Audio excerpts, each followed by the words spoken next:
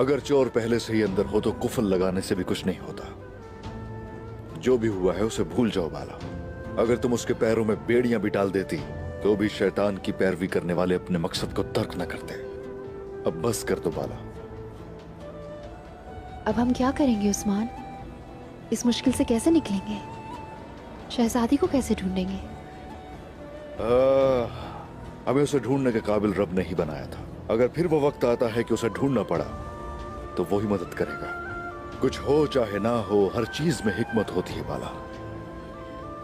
क्या करने वाला और ना करने वाला अल्लाह ही नहीं है?